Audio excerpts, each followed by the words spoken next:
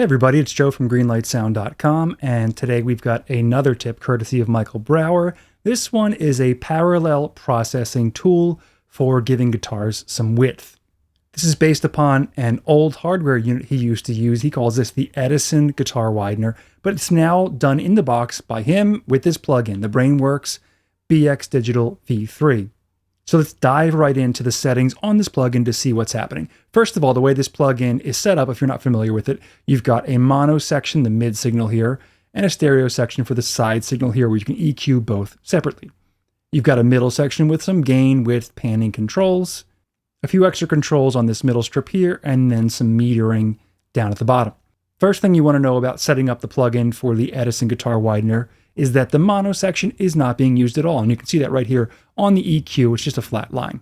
So before we take a look at the middle here, let's jump over to the stereo section where you can see the EQ transfer curve right here and what's exactly going on.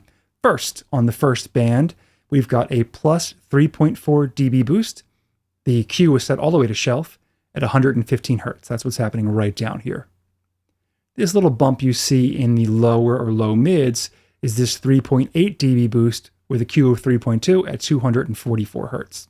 The middle section is completely flat, so you can see this middle EQ band is off. The next little bump here we've got is 2.2 dB with a Q of 3.0 at 5.89K. That's right there. And the shelf we've got, you can see it's set to shelf on the last band, plus 3.6 dB at 10.44K. And that's the EQ on the stereo section or side section only, nothing on the mid here. So basically, we're taking that side signal and making it a little thicker and a little brighter. The middle section of the plugin is also used. Michael Brauer likes to drive into this plugin with 6.9 dB of input gain and 6.1 dB of output gain coming out of it. The stereo width is set to 175%, and that is it for the control. So it's a combination of EQing the side signal different from the mid signal, plus having the stereo width boosted a little bit that gives the guitars the width you want on this parallel chain. So the first thing we're going to do as a sound example is listen to the guitars without any processing at all. So we don't have anything on them, no stereo widening, nothing's happening. Here's what the guitars sound like. There are 4 guitar parts in total here. We've got one panned about 60 and one panned about 30.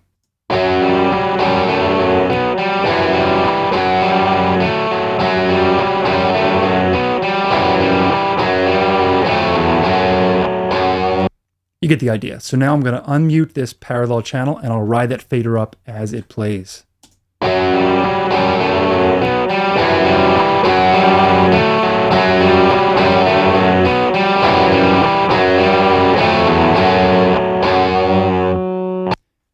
Now if I bypass it on and off, you'll really hear the difference in that little bit of width and a little bit just sort of bigger guitar sound you're getting from this. I'll start with it off first.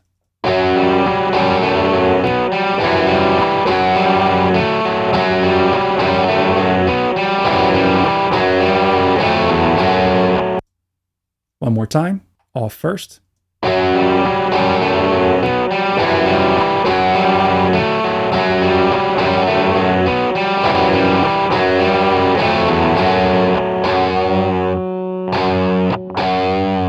There you go. Really simple tip courtesy of Michael Brauer. Again, this is built into his template using the BrainWorks BX Digital V3, his Edison guitar widener. If you have any questions or comments, let me know in the comment section down below. Don't forget to subscribe if you haven't done so already, so we can keep you in the loop as to what's coming up next, and I'll see you in the next one.